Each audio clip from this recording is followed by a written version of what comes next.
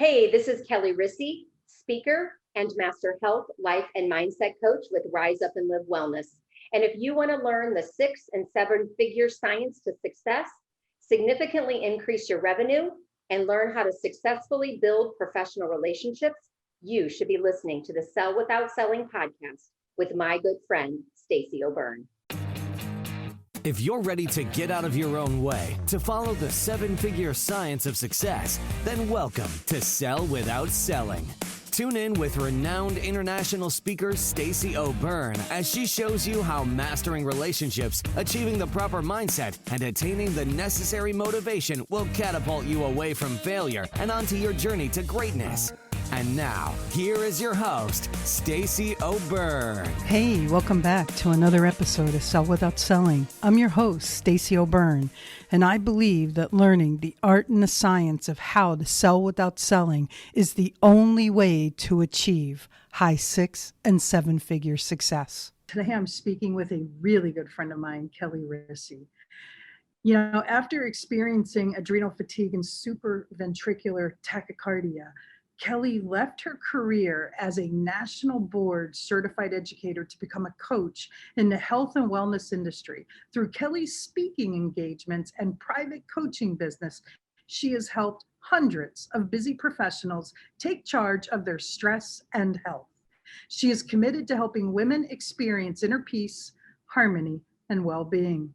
Kelli is a national speaker, trainer, master coach of neuro-linguistics programming and the transformational coach method, and the owner of Rise Up and Live Wellness.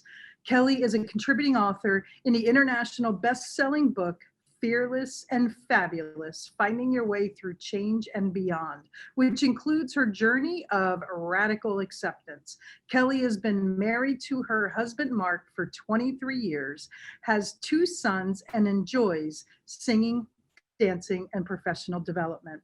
I believe that learning the art and the science of how to sell without selling is the only way to achieve high 6 and 7-figure success. I am so excited for you to hear my conversation today with Kelli. This is going to be phenomenal because she's phenomenal. Really quick, if you're a business owner, entrepreneur, sales professional, and you haven't hit the level of success that you've wanted or needed, or if you're stuck and needing a pivot in your business, in your success, or you just want more and you understand the importance of having a coach to help identify the blind spots, increase accountability, and help with success strategies to take you, your business, your income, and your success to the next level.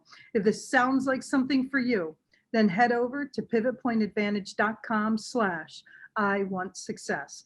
That's pivotpointadvantage.com/I want success. There's a quick application there that will lead to a personal phone call with me to see if we're a great fit for each other. Okay, let's do this. Kelli, welcome to the show. Thank you. I'm so honored to be here, Stacey. And it's so good to talk with you and just have a conversation. I mean, we're not by each other. I know, right? You're in Missouri. What's the weather like today? Is it snowing in May? It is rainy and cloudy. Is it really? Yeah. I got to tell you, it's funny because I had never been to St. Louis until, we started doing NLP there and everything. And when you guys told me you don't like the weather, give it 5 minutes, I really thought you guys were full of crap until I didn't like the weather and I gave it 5 minutes and it changed. Exactly. So what actually took you out to St. Louis? Because I know you were out in California. That's where you got your degree for teaching, yes? Kind of. So I grew up in Missouri. I grew up in the St. Louis metropolitan area. And then I ended up in California to get my master's degree in dance education. So I have a music theater degree and a dance education, neither of which I am using other than my front porch when I was doing Friday porch dances. And then we lived in Colorado for 7 years. And then after we had kids, it was time. It was time to move back to be closer to the family. Gotcha. I'm really curious. How does a dancer end up being a teacher? So I felt like from a very early age, like 5 years old, I knew I wanted to teach. And when I got my master's degree in dance education, I wanted to take a dance curriculum into high schools. And that's what California does. Mhm. That is not what the Midwest does. So anyway, I had grand ideas of bringing that here and it didn't work. And, I made the decision that I didn't want to be a dance studio owner. I knew in my future, I wanted to have kids. And when do dance studios operate? Basically in the evening when kids aren't in school. So I specifically made that choice to then go into education, regular education, and just do dance for fun. Nice. And for those of you who have never seen her Friday porch performance, you really have to follow her on Facebook because it's pretty awesome. And she really does put a lot of energy in it and a lot of planning. And you'll find moving through this interview that she's very, very focused and it shows in everything she does. So Kelli, when you were a teacher, right?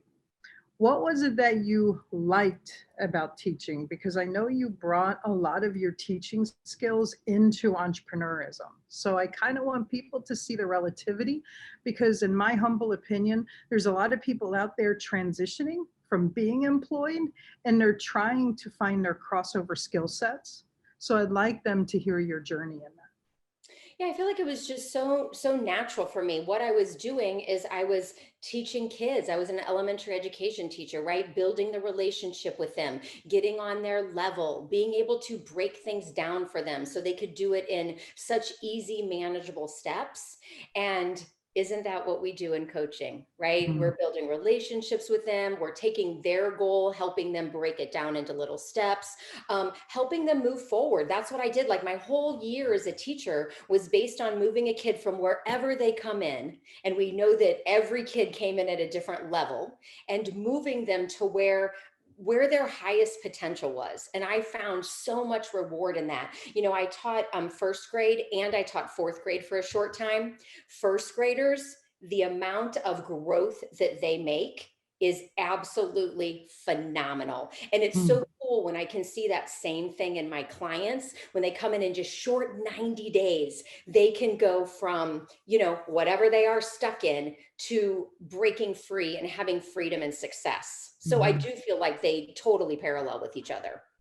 Yeah, and for those of you who are in management or leadership or manufacturing or administration, or doesn't really matter what you do, whatever your passion is, you do have crossover skill sets that are very, very applicable.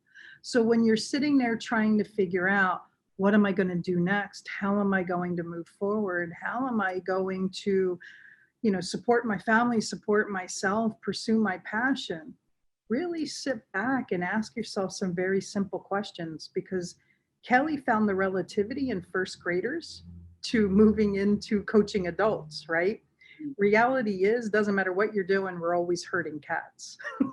Yeah. And the other thing that, education, I guess I found through education is I just came to believe that if I could get in and help parents, specifically moms, right, manage stress better, just help them with their health overall, just everything, how much it would trickle down into what I call those babies that I was teaching. They weren't technically babies, but babies enough. And I knew that there could be a trickle down effect. And that's why I was like, okay, this is something that I'm really good at. Now let's just switch the audience to the adults and the parents, which will then affect all teachers that these kids encounter, and not only the teachers affecting them, how the kids are showing up, affecting the kids in such a huge way, because we know that as parents, that is what we do. Like we teach our kids everything, they model us, Yeah. right? They repeat after us. And so being able to help parents, specifically moms, just impacts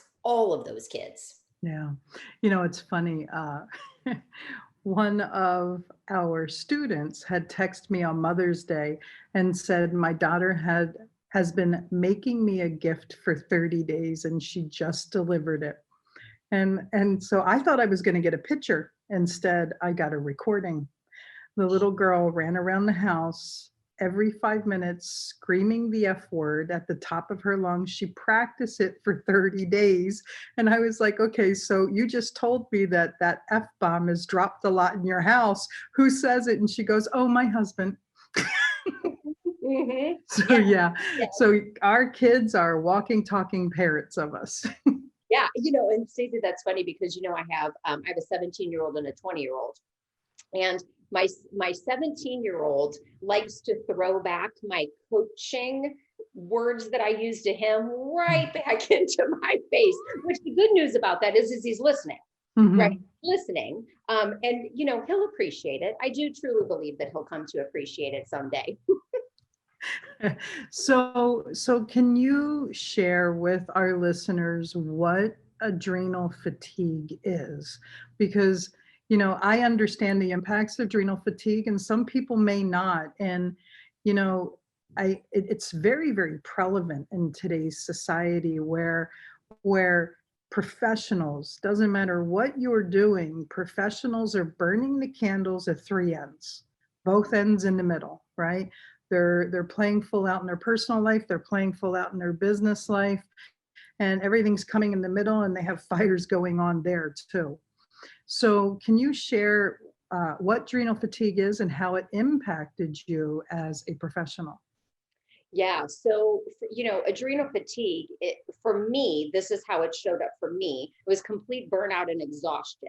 And, I see where it came from now. First of all, it came from the end of my teaching career. Well, really, most of my teaching career when I had my own kids and when I had my classroom full of kids. And like you just said, burning the candle at both ends. My perfectionism was playing into that.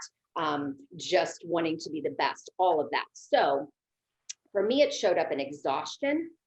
I was also going through a time period where I was like, I'm going to get into the best shape of my life.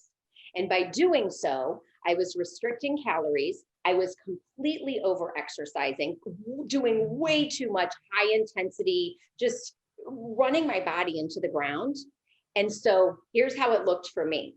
It looked for me that I would work out and give it all I had, and I would come home and I would literally need to take a 2-hour nap. I would get on the computer and I would just zone out. Like I would be reading the same paragraph for like 15 minutes, like in a complete state of brain fog, if that makes sense. So little motivation, little energy. Like I just didn't have energy to do anything. And that is how it showed up for me. Like, that is not right. I had things to accomplish. I had things to do. And I was spent all day long. It showed up in my hormones not being level, like my hormones were all messed up. It was an awful, and the interesting thing that I always like to say, and that's when I was in the best shape of my life. Okay, maybe if you looked at me on the outside, but on the inside, I had so many things going wrong, and it was awful. I would drive home and I would be falling asleep at the wheel. I was trying to live off caffeine, which is completely the opposite thing you should do when you're in adrenal fatigue, except you need energy. So what do? It was not a pleasant time in my life at all. So what made you realize that something had to change? Because, I believe if nothing changes, nothing changes. So what made you realize enough is enough? And how did you do that? Because you were making decent money. Yeah.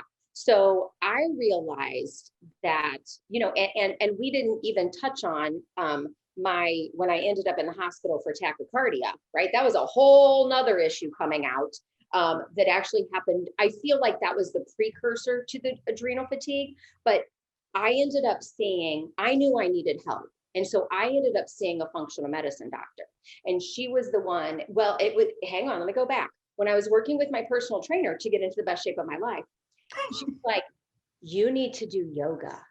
I was like, yoga doesn't burn calories. I can't do yoga.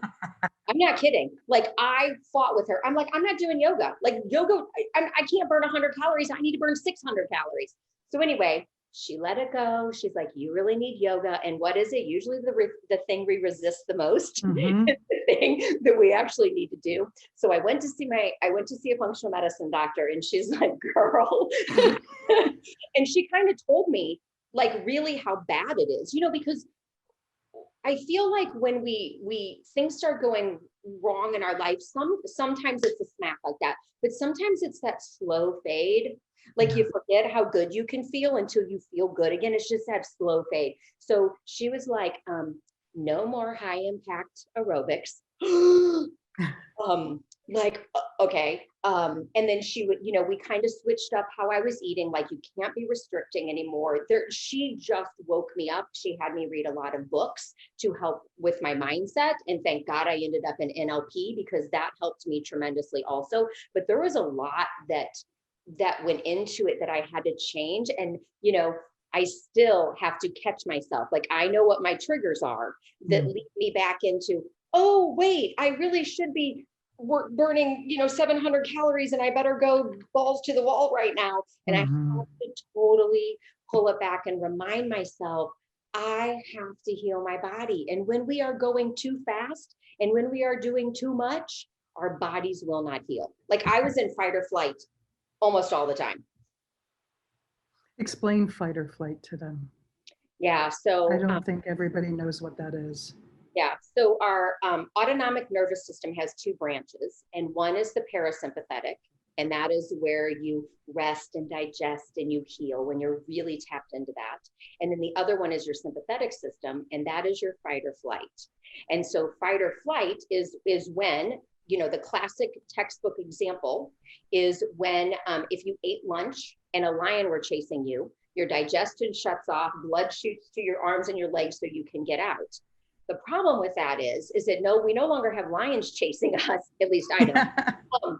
However, our psychologically, we don't know, our body doesn't know the difference between a lion chasing me to me working out super hard, to me having to contact a parent and have a conversation, to me having a conflict at home, to me running all over the place trying to get my kids where they need to be. My body doesn't know the difference in any of that. It's just responding to fight or flight, which then cortisol raises, belly fat accumulates. Like, there's so much that goes in our body from stress. That's a phenomenal definition. In layman's terms, it's your most primitive response system. You said lions, it goes all the way back to dinosaur days, right? Mm-hmm. The caveman T-Rex was coming. They had two choices: dig in and fight, or turn and run faster than the slowest person in the clan. Right. And thank God our bodies respond that way. Like, thank you that my body is made that way for when I need it. Whatever that big situation is that I really need it. The problem with that is that, our body is good at responding to that when it needs to, and then everything goes back down. But when we live in that place all the time, that low level or medium level of chronic stress, it creates a new normal in your body. Your blood pressure raises, your heart rate raises, muscle tension raises, and now you just have this whole new normal that isn't how we're built. That's not how our bodies are supposed to be responding. Correct. You brought up something, and I want to revisit it. And I was actually going to avoid the topic. However, since you brought it up, I'm going to jump right on that carpet. You've been navigating the entrepreneurial market for a few years, right? And through the navigation of it, you've played bumper pull a little bit and bounced off bumpers, and you're really finding your way to the right side of the entrepreneurial equation, right? Through that journey, you have had one bumper chase you the entire time, and that was the bumper of perfectionism. So I'd really, really love for you to talk about what it's like to be a perfectionist in a world where perfectionism really shouldn't exist, and how it's shackled you at times, made you who you are, held you back, and propelled you, and how you work with it. Yeah. Okay. So, and if I can give a little bit of backstory of where my Absolutely. perfectionism really started, I started dancing when I was 3.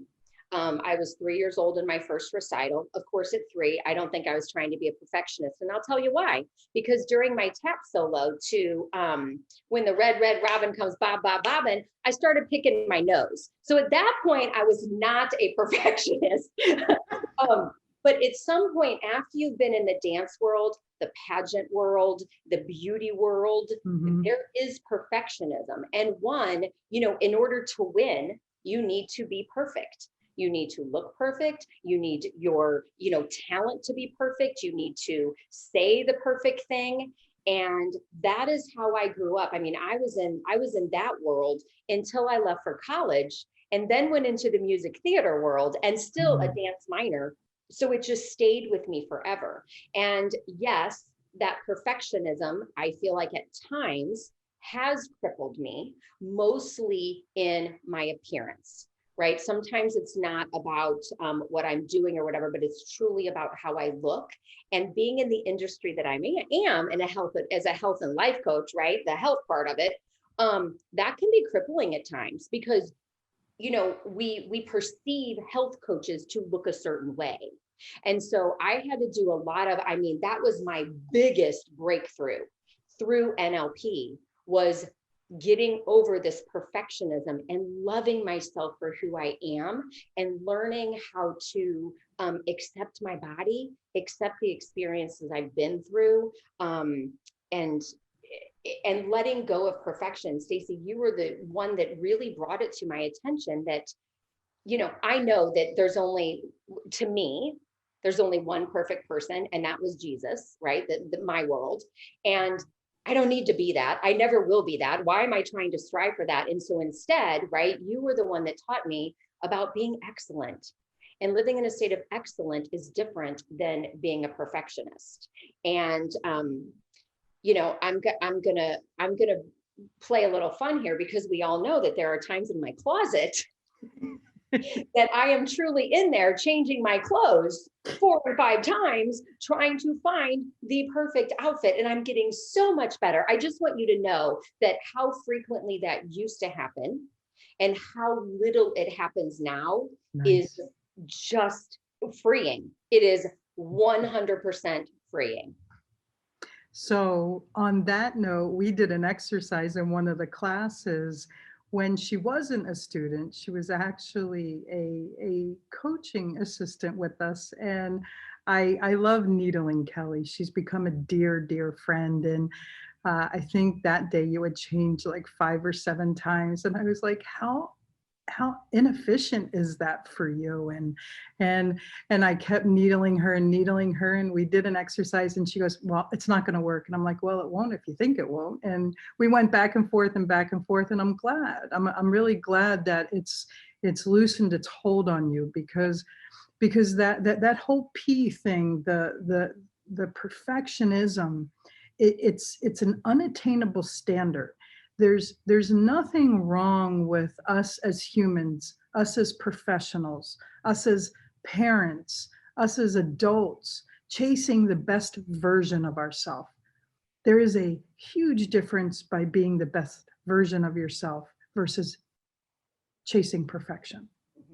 So if you can take any advice from Kelli, please, because this has been a very painful trigger and journey for her through her pursuit of success, because a lot of things, you heard her word, crippled her, right? She couldn't leave the house until she looked perfect. She couldn't release a program until it was perfect. She couldn't call someone until she knew she could say the perfect thing. She couldn't ... Well, if the perfect thing, whatever that is, doesn't exist, how do you ever do anything? Right? Right. Yeah. And I've also come to find out that I was also very much in that black and white thinking, which I feel like sometimes goes with perfectionism. There's no right or wrong.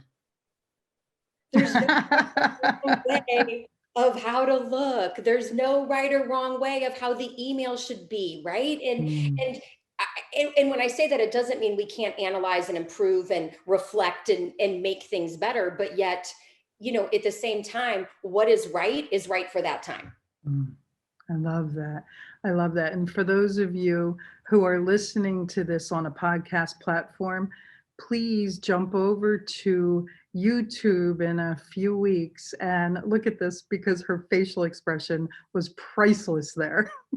So I'm really curious, and there's so many things I want to talk with you about today. Your comfort zone, right? How has staying in your comfort zone impacted you?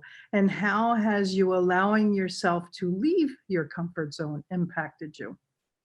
Staying in my comfort zone has impacted my business to stay sometimes where I don't want it to be because of the fear, right? The fear of like, I need to stay in what's comfortable for me. And then when I step outside of my comfort zone, right? And we all create these fears and they're just made up, right? We know that it hasn't happened yet, but being able to step out of my comfort zone, I feel like has kept me in the game, because I look at how many coaches become coaches and after 1 year they're out, and so I've been doing this. I've been in business. I keep going. And it's because I continually step out of my comfort zone. Some steps are big and some steps are little. And yet it's always that forward movement and really facing your fears, and I guess being aware of them, of like, look at me. Like, look at me being scared to pick up the phone. Look at me being scared to, press send on an email, like, and kind of laughing at myself at that. Because if I stayed in that P word, then I would stay in my little comfort zone and it would keep me from doing all the great things that I need to do while I'm alive. I love that. Let's talk about the F-bomb. Let's talk about failure.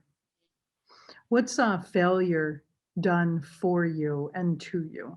I feel like as a kid, failure defined my worth, because not winning the pageants, right? Failing, not being good enough. Because if you don't win, you're not good enough. That was in my world, my perception of that. So, when I was younger, until I knew better, Stacey, until I became a coach, until I went through coaching programs myself, until I did the work on myself and really realized that it is truly just feedback. It is just a lesson to be learned. And now I can appreciate that.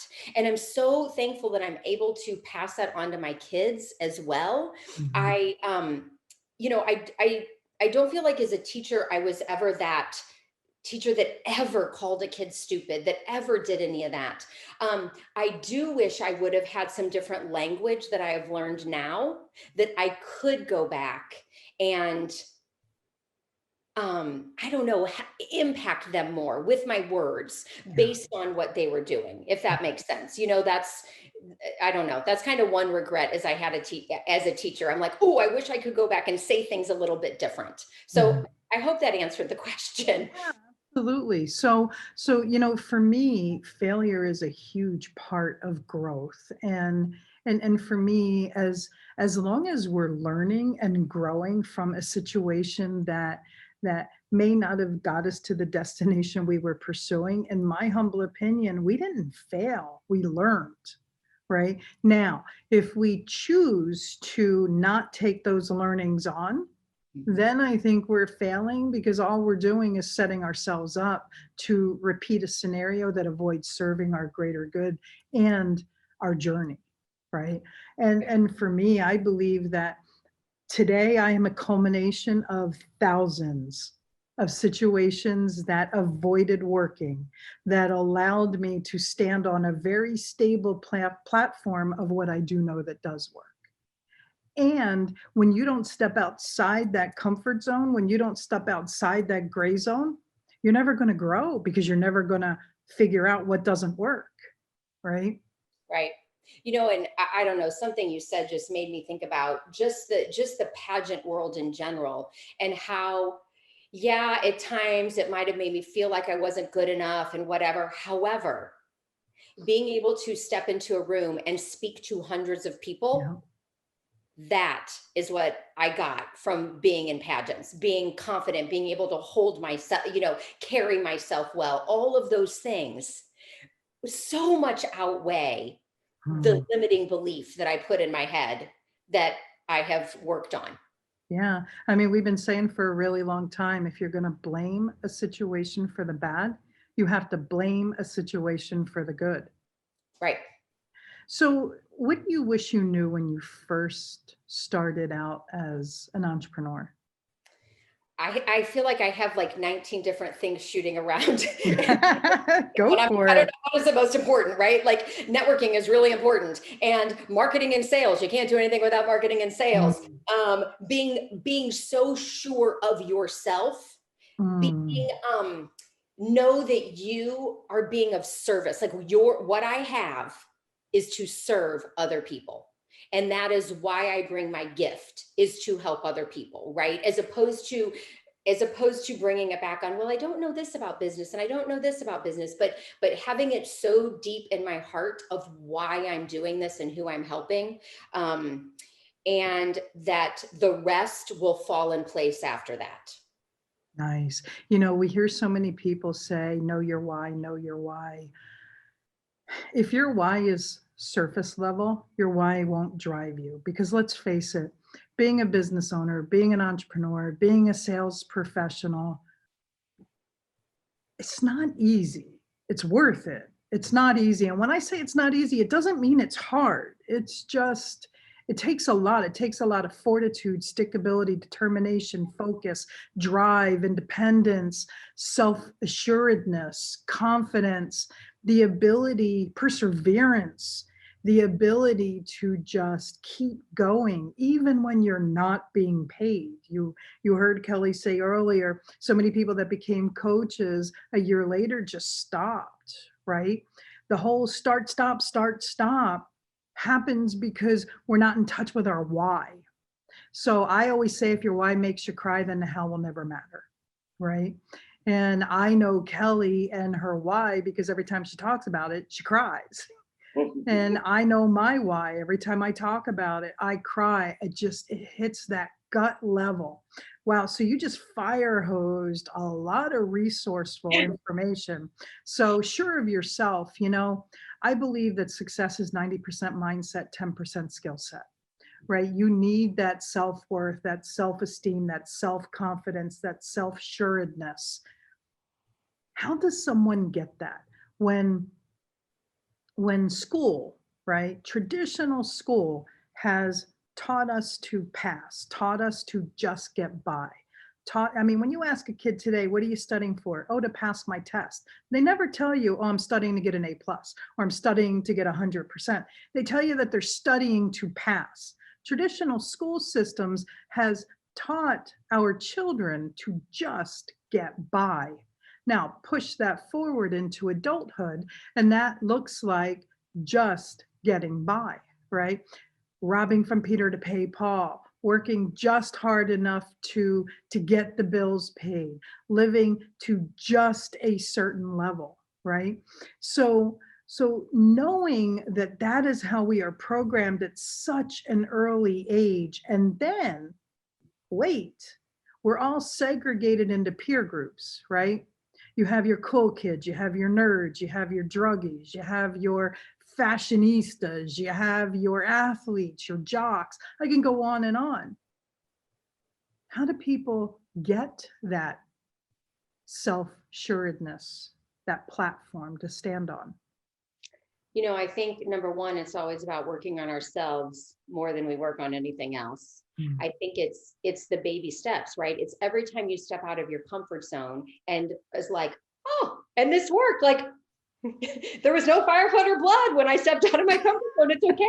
And then, right, building on that, like going back to that, look at all the times that I did something with confidence that worked out so well.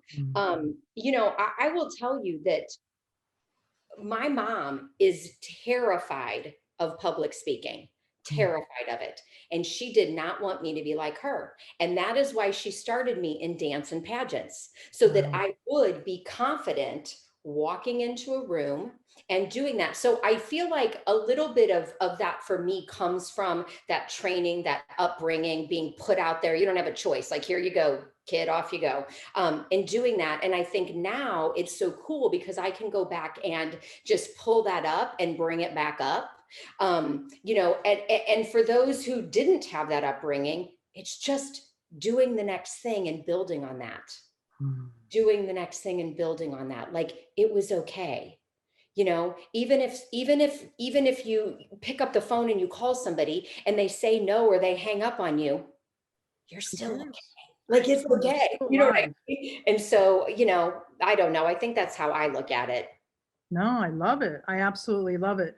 So, your coaching is very centered around women and wellness, right? However, you have a phenomenal niche because it really became your passion and your purpose. And I love the title. It's called, The Mess of Stress. Yes. So can you share with our listeners how stress impacts your ability to achieve what it is you go after? When we think about the effects of stress, there is a list of literally like 77,000 ways that stress affects our body. And we know that includes our mind, our brain, our thinking. Stress shows up in 4 different ways, really. It shows up biological and chemical, and that's in the processes of the body. It shows up mental and emotional. So our thoughts, our beliefs, what we're thinking, spiritual, which is in our sense of connection, and then in our bones and structural. And if you look at all 4 of those, if any of those are off, you're off. And when we're stressed, we become contracted, we become narrow-minded, right? Like, our focus is, like this, a dot.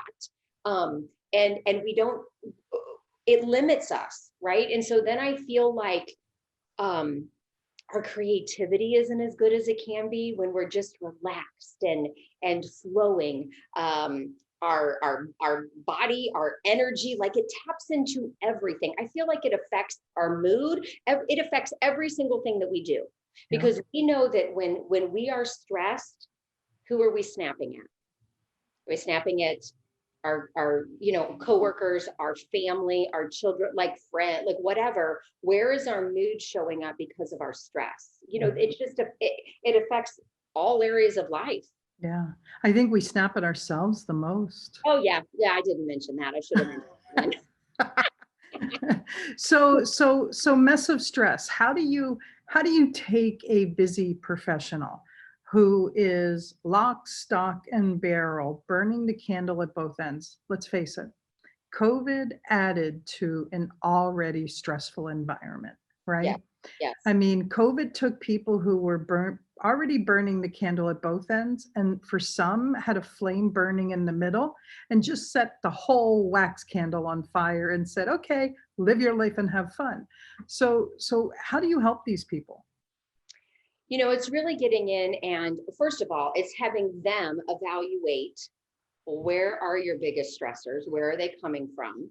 And what do they feel like needs to be adjusted? And then going in, I have so many different techniques. The simplest one is breathing. And I always say, if you have an Apple Watch, did you know there's a breathe app on there? Okay. And it will tell you to breathe. And do you know how many people have that app and that it tells them to breathe? And they're like, yeah, I'm too busy right now. So it's a lot of mindset work, because we are addicted to stress, and we have to recognize that we are addicted to the fast pace, the doing more. I mean, I know for me, we didn't do this often, but when we did, my husband would take us and we'd go glamping, but we'd be out in the woods for a period of time. I couldn't sit still. I was like, there's things that need to be done. Like, I can't even sit and relax. And that was a sign that what did I need to be doing more of? But really just looking at their life, finding ways. It's just like building any habit, right? It's starting slow and layering. What's the one thing that we can do? And I have a whole tool of tricks up my sleeve to help people tap into their parasympathetic system. But it's getting one foundational down and having that habit, and then building upon it until they have a whole, like throughout their whole day, morning to end, they are tapping into their parasympathetic system often, and it just becomes natural. So you mean the first thing you tell people to do is meditate and do yoga? Well, we can call it just breathing to start with, right? It's a little bit less intimidating. Just breathe. Nice. So I'm curious, because I know you in so many different ways. I know you as Kelli the friend. I know you as Kelli the entrepreneur. I know you as Kelli the coach. I know you as Kelli, Marc's wife, and Kelli as Marc being your husband. And so what does success mean to you? Because I know what it meant to you when I first met you, and it has changed significantly. Has it? Okay. So to me, success means being fulfilled in all areas of life. It is not a one piece or the other. It is am I being successful in my health? Am I being successful in my relationships? Is my business growing in a way that I wanted to? Where's my spirituality? Am I connected in that way? So it is all the major areas of life and being fulfilled in each of those. So it was almost 3 years and 2 weeks ago that I met you, almost. And when I asked you that day what it is you wanted and how you define success, do you remember your answer? No, and I don't know how you do, but go ahead. So you were with a health and wellness company, and you defined success then by money and how much you were making. And you were very, very clear on that. And there was a rank too. Yes, there was a rank. You are correct about that. Yeah, you negated a lot of other things. The other thing that you did put on there was you wanted to retire your husband. When we chase money is a lot like a dog. When you chase it, it'll run. When you show up in, as you had said earlier, service, and when you stand strong on your platform of your why and your self-confidence and your self-assuredness, and you serve the needs, wants, and desires with your level of expertise, success happens because you're showing up for the right reasons. So for those of you who are listening, take this lesson. Anything you chase is going to run. Stand, find your silence, breathe, and let it happen. And this isn't one of those secret moments where just stand there and wish for it to come. There is activity and productivity aligned with that presence. However, it is a much different energy. It is a much different space. In order to need something, you're vibrating energy out that repels actually what it is you want. When you show up to serve something, well, that just vibrates your way because you're showing up differently. You know what I thought of when you were talking about that was, when I meditate and when I'm in that space of silence, that is truly where, like, the ideas, the creativity, the Kelli, here's your next move, right? And really, it's there or it's in the shower. Right. One of the two, because we're in a relaxed state in the shower, which is why that can happen as well. And then honoring that voice that we heard. To me, it's the Holy Spirit telling me, like, and here's your next move. So Nice. So I remember a while ago, you hated selling. As a matter of fact, I think those were your exact words, something along those lines. You might have had a few other adjectives in there. So, so what is selling to you today? And what did it used to be that made it so hard? It's so interesting because I always say that, like, as a teacher, 22, however many, right? However many kids that year showed up in my classroom. I never had to do anything. They just showed up magically, whether I wanted to or not. They always showed up. And so when I got into this business of like, oh, sales,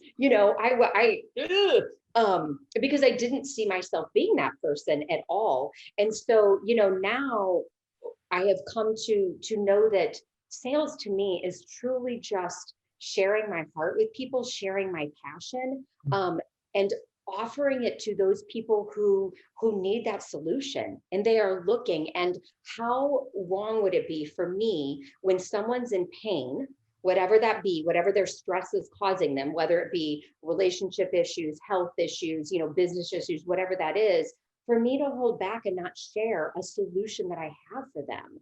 And so, that is the way that I look at it now. It's just sharing a solution to help people move forward in their life. I like that. So you're a coach, and I also know that you invest very heavily into yourself. You do live trainings, you attend live trainings, you have coaches, you participate in masterminds, you you have done digital trainings, you read, you're very well-rounded in your personal and professional development. How has all of this inner work and outer work worked for you? The inner work has brought me to a place of peace that I have in my life when there was a time I didn't have peace. And, it was the anxiety, it was the unfulfillment, it was the trying to be perfect, all of those things. So the inner work has been so great for me. And then as far as the outer work, I feel like that's, my business, and it has helped me move forward. It has helped me grow my business. It has helped me become a paid speaker. It has helped me, move from audiences of 5 people to, hundreds of people. Nice. And that's been a really cool thing. I am a self-development junkie. And even as a teacher, I was one of those teachers that, like, I see this back in my past. I even see this going further back than that. But as a teacher, I was like, how am I changing things up the next year? Like, what can I learn? What's the newest trend? Like, always wanting to do that. And I feel like that is what attending trainings like yours is doing, like just helping me be better. I want to be the best person that I can be for myself, for my family, for my clients, for the community. So that's what it does for me. Nice. I love that. I have a very, very hard belief that in order for the outer to ever work, we have to do the inner work. Neurolinguistics programming has changed my lives, has changed thousands and thousands and millions of people's lives. We've had the privilege of serving thousands and thousands in our training rooms, and to watch the impact, watch the transformation. Look, it's not about the mommy and daddy issues. It's about the programming. It's about the behaviors. It's about the habits. It's about the modeling. And it's about how we project and attract what we need to shift the most. You heard Kelli say earlier, what we don't want to do the most is what we need to do the most of. And, I get asked all the time, what does that have to do with sales? And reality is it has everything to do with sales, because people aren't buying your product, service, or solution. People are buying you. There are a lot of people out there that sell and offer what you sell and offer. And the difference between them making a decision to go with you or someone else is how they connect with you. And if you're all over the place, if you're stressed, if you're in need, if you're chasing the money, if you're showing up because You don't really care if you solve their problem. You just care if you pay your bills. Well, reality is their sniffer, their BS detector is going to go off, and they can't connect with you. They won't connect with you, so they won't move forward with you. When you clean up yourself, and when you allow yourself to reprogram yourself and to transform yourself and allow yourself to evolve, then what happens is you get all of these new skill sets that you can then interact with people at a totally different level. And not only does shift happen in your life, it starts happening in everyone's life. And then they become megaphones for who you are to connect you to who you need to be connected with. Yeah. And Stacey, the other thing that I know about it is, the transformation is it's peeling, it is peeling the onion, right? Yeah. And so it's not one transformation. It's, whoo, like now I had a big shift. Like, I don't need to be a perfectionist anymore. Okay, now what? Like, what's next that I can work on, right? Yeah. Because there's still, a million layers that we just keep getting to peel back. And I think that's why it's always a continual process for me, is to keep peeling back more and more layers. Mhm. Because what if I just stopped here? Like, there might be like, what's that golden thing that's on the inside that I get to and explore? Yeah, the universal law is there's always movement. Mm-hmm. If you're not growing, then you're dying. And dying is, of course, metaphoric, right? There's always movement. We're either moving forward or we're moving backwards. We are never standing still, right? Yeah. So networking, that dirty N word, right? That I never had to do as a teacher. That one. I know, right? I remember talking with you. We were talking about direct sales and how I built my business, and I told you, oh, I networked. I networked 3 times a day, 4 to 5 days a week. And you looked at me like, well, the kids just showed up in my classroom. I don't have to network. And I'm like, no, you do. Yes, I tried to build that former business that you were talking about without really networking. And at first it was fine, right? You have your circle of influence 10 and people. Whatever. But at some point, Right. I had to start networking. And now you'll be happy to know I am the director of 2 team referral network chapters. Wow. I am the president of another organization of a chapter for that. And then I'm in another networking organization as well as a chamber. So I'm in 4 currently. Well, ladies and gentlemen, write down today's date because shift has just hit the fan. I mean, I remember you kicked and screamed about the entire concept. So what has professional business networking done for you in your business? It has, first of all, it has exposed my business, right? Because sitting in my office by myself in the witness protection program isn't doing anyone any good. So it has helped bring awareness to my business. It's helped me, first of all, me being able to connect other people. And I love that. I love being able to, whether I'm just the connector. So that has been fabulous. Meeting people, being involved in the community, every one of the networking groups that I'm with, there's a nonprofit that goes with them that we are always serving and helping in our community, which, to me is important. So that's another aspect that it brought. And just being around other entrepreneurs, other business owners, just, immersed in conversation with them and what are you doing and how's it going for you? Just all of that. I am a total extrovert. So I love that. I leave networking events fired up. That's phenomenal. And I'm the polar opposite. I'm the introvert. I go into a networking environment because it's my responsibility to hold up the walls, right? And then when I leave the environment, I leave with great connections. However, we just approach it very, very differently. And it doesn't matter if you're an introvert or an extrovert. Networking is for you. Relationships are needed and they're necessary if you want to navigate this whole entrepreneurial venture and to be successful. So I'm curious, what's the best piece of advice that you could give someone who is starting out and or struggling and or just hasn't hit the level of success that they want yet? So number one, I'm going to say, get a coach, get a mentor, get someone who has been through it that Yeah. can walk you through it faster because Mhm. they know what they're doing. So I Mhm. think that is extremely important. Um, and Stacy, the other thing I'm going to say is get out there and network. Can I add a I mean, third thing? it is the weirdest, I look at the connections and the referrals that have come Yeah. to me. Sometimes it's not even from the people, it's not from the chiropractor, right? No. Right there. It's from someone completely different that Mhm. if I had stayed in my little bubble, that never would have happened. Like, it's Yep.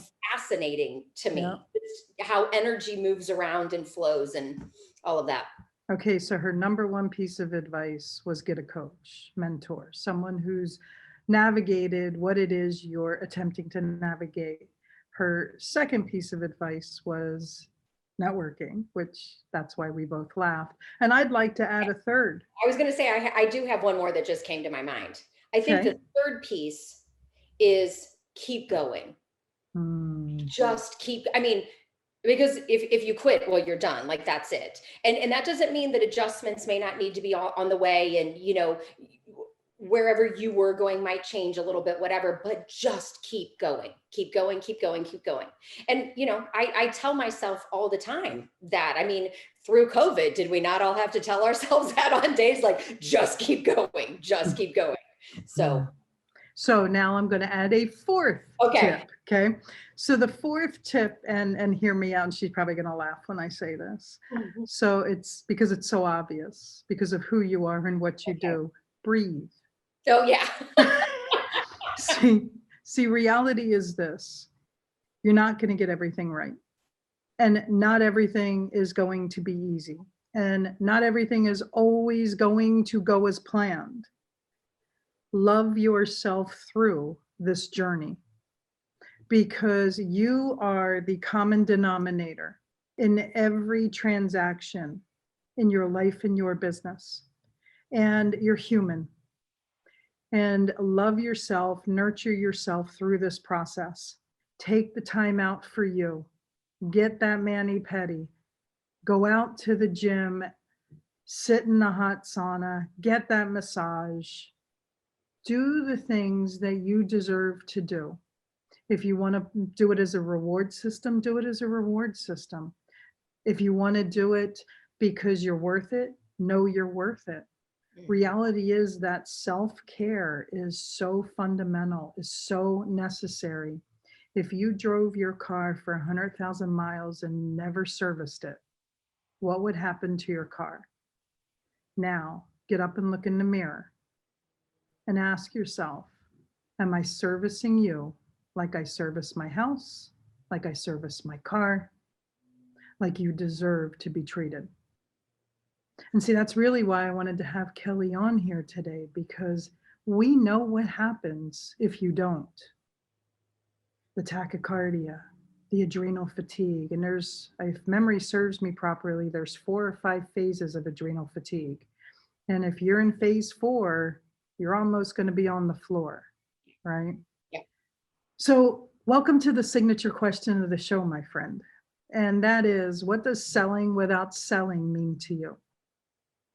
So selling without selling to me means, I guess, sharing from your heart, right? Because that's what we're passionate about. And if we are doing what we love, and we are in the business of what we love, then we know that we have a product, a service, or whatever that can help people. And selling is just sharing it. It's just sharing it. It's offering a solution, and being of service to those you love, to those you have just met, to those you don't even know yet. Yeah. So, You know, it's funny. You saying that made me hear my first grade teacher, Stacy, sharing is caring. So right, nice. right. So is there anything else you'd like to share with our listeners before we move on to the random round? Because I really want them to extract the importance of allowing themselves to de-stress, decompress. Yeah, something that just came up for me while you were talking, and you're talking about self-care and taking care of yourself like you take care of your car. And it's so interesting because I actually have a quiz that I give my clients. And, we often think of self-care as the easy ones, right? The massage, the pedicure, like anything that you're doing for yourself. And self-care is so much more than that. Mm-hmm. Are you making your doctor's appointments? Yep. Do you like the way you look right now? Mm-hmm. How is your house? Right? Like, are you living in an environment? Because that is self-care. And this easy one, are you around people that love and support you? And then, I know that through NLP and your training, what I have worked on so much is have you forgiven yourself for past mistakes? Nice. Right? Have you dealt with any traumas, events, anything like that in your life that happened in the past that you're still holding on to? Like, all of that is self-care. And I think we need to remember that it's such a big picture, as opposed to the little things of like just making sure you spend 30 minutes on your calendar, on you a day or whatever. I think there's just so much more that goes to that, to make sure that we are truly taking care of ourselves. Nice. I love that. And I think that goes inside and out, right? Mm-hmm. I mean, really, really pay attention to mindful eating instead of mindless eating. Yes. Because what you put into your body is just as important to what you do with your body. Yes. Yeah. And, for me, one of the things that we've talked about too is just, I've been on a journey of truly loving myself, loving my body, growing up in that dance world. Like, if you weren't, X pounds and look this way, then again, you weren't good enough. And being able to do that and being able to look in the mirror at myself and appreciate me exactly where I am today, whether it's where I want to be in a week or not, but and that's why I wrote the chapter Radical Acceptance, of radically accepting where I am and loving myself for who I am today, and all the things that brought me, my adrenal fatigue that brought me to now, my tachycardia. If none of that had happened, I could still be teaching, which would be fine, right? There's nothing wrong with that. And yet it led me to this whole other amazing place in my life that now I get to do what I'm doing. Yeah. Everything happens for a reason. That's beautiful. So welcome to the random round. See, okay. I believe that success leaves clues, and I like to ask questions that allow our listeners to extract very specific golden nuggets from our guest experts so that they can pick and choose what they'd like to adapt and adjust into their life. So first and foremost, I have a few questions for you. So first and foremost, what's your morning ritual look like? Okay. So my morning ritual is I get up, I do a devotional and I pray, and then I do a meditation. And sometimes I journal, sometimes I read. So that the next step kind of depends on what's going on. And then I always exercise, like that, some form of movement. I do yoga, I do cardio, I do strength, I mix it up, but that is always in there as well. And then after that, I'm ready to go, take my shower, get ready, and start my day. I love it. Next random round question. How do you decompress? How do you recharge? Because I know that you have a husband that is the Energizer Bunny and goes, and then the battery runs out. Yeah. Yeah. So, I look at, to me, the breathing recharges me. To me, deep conversations recharge me, actually. So that is something that I love doing. And reading, actually, like sitting out on my, let me be specific, sitting out on my deck in the sunshine on a beautiful day, which you only get a couple in Missouri, but that's neither here nor there. That completely recharges me. Reading a good book, listening to a podcast. I'm listening to your podcast, right? That recharges me for my business of like, oh yeah, like if I'm not doing it, here, giddy up, here I go. So those are, and then I think to me, my exercise is so like, it is such an ingrained habit in me that I do it, that also recharges me every day. I love that. And my last question, and for me, this is probably one of my favorite questions to ask outside of the morning ritual question. Okay. What's your favorite word and why? Okay, so I was kind of ready for this because I've listened to your podcast. So and two words came into mind. The first word that came into mind was freedom. Okay. Because I feel like when we get to that point where we have freedoms in our life, like, oh my gosh, isn't it? It's just amazing. So that was one, but then the other one came up, and that is like, this is my word for now. And it is compassion. Because I being so hard on myself all the time, like I always have to be like, compassion and grace, compassion and grace, compassion and grace. And I say that to my clients, and like now it's just the mantra. Like they'll text me, compassion and grace. Like, yes. So that compassion of being compassionate towards ourselves, being compassionate towards, others, towards the world, towards anything in our environment living, I think is that's my word right now, is compassion. I love it. I absolutely love it.